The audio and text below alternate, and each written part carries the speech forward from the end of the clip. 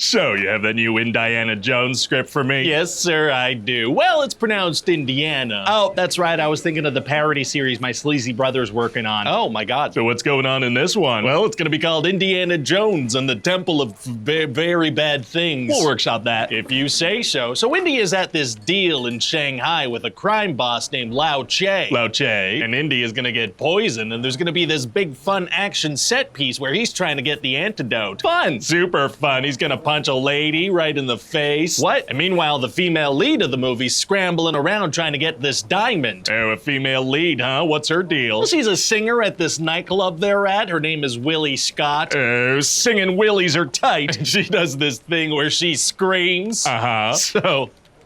So that's what she'll be doing the whole movie. Oh, okay. So eventually Indy grabs Willie, the woman, and they escape through the window together, and they're driven away by this young orphan that Indy's friends with, named Short Round. Why is Indy friends with a young orphan? Well, Short Round's family was killed in a bombing, so Indiana took him away from that near-death experience and brings him on to a bunch of others. Nice. So the three of them escape to an airfield just in the nick of time. Very exciting. And they get on an airplane, but it turns out it belongs to Lao Che, and the pilot works for him.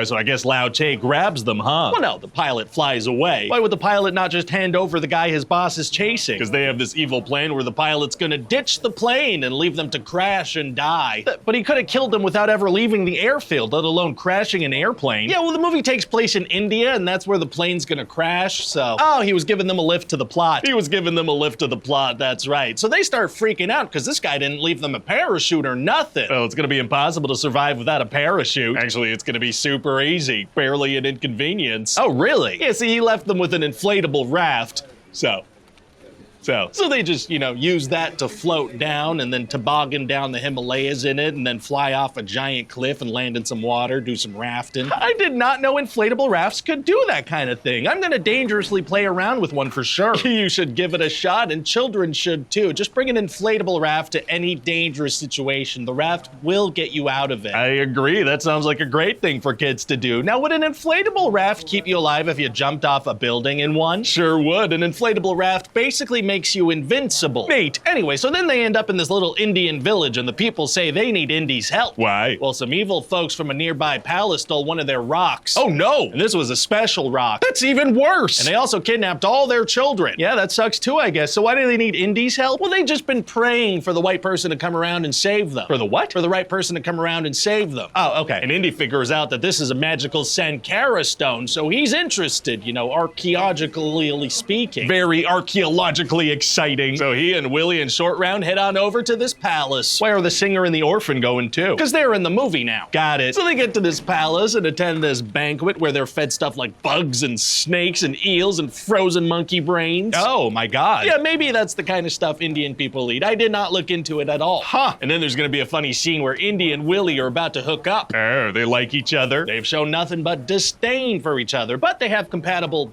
parts, so. So might as well. Might as well. But then the funny thing is that they're both playing hard to get. Willie wants him to come to her room to hook up, and he wants her to come to his room to hook up next to the orphan child. What? But then an assassin pops out and tries to kill Indy. Oh no. And then Indy's gonna find a secret passageway in Willie's bedroom that leads to a bunch of bug tunnels and booby traps and stuff. Why would that be connected to the guest bedroom? Hey, don't look at me. I'm not the architect. I'm just the guy that made up the architect and this whole plan of his. No further questions. So eventually these secret tunnels lead to the Temple of Very Bad Things, where they see a human sacrifice going on. Those are pretty fun. What? Oh no! So then the good guys get captured, and they make Short Round go to work in the mines with all the other kids. What are the miners mining for? Well, the bad guys have 3 of these magic stones, but there should be 5 of them, so everybody's looking for the other 2. Got it. And the high priest puts Indy into a trance, and then they prepare to sacrifice Willie. Not good. But luckily, Short Round escapes by hitting his chains and breaking them in just a couple minutes. Makes you wonder why all the kids didn't do that. No, it doesn't. Oh, okay. So Short Round manages to get Indy out of this trance by burning him. Wow, if fire breaks the trance, the priest must make sure there's no fire around at all. Actually, it seems like there's nothing but fire around. It's like the main theme of the temple. Risky aesthetic choice, okay. So then they're gonna free all the slave children and do a super exciting escape scene on miles and miles of mine tracks. Very fun. But then the priest knocks over a water tower that was inside the mine. So? Oh, so the mine tunnels are gonna get completely flooded. I mean, if the water tower was in there, how would there be enough water to fill up all the tunnels? Water expands to fill whatever container it's in. in. I think that's gas. Yeah, I think it's a gas too. It's a real good time. Never mind. So then they get cornered on this rope bridge above a bunch of crocodiles. Uh-oh. So Indy chops the rope and a bunch of bad guys fall into the water and immediately turn into screaming clothes. What? And then there are just the good guys and the high priest left dangling, so Indy's gotta fight them. Hell yeah, Indy, fight that dangling priest. So Indy invokes the name of Shiva, which causes the stones to light up and burn the priest, who then falls to his death. And this is the same Indiana Jones that doesn't believe in supernatural stuff in Raiders of the Lost Ark. Yeah, that movie takes place like a year after the events of this one, so that's plenty of time to forget this whole thing he experienced. That makes sense. And then a bunch more bad guys are about to shoot Indy with arrows, but the British Indian Army shows up. Wow, well, thank God for British colonialism. Well.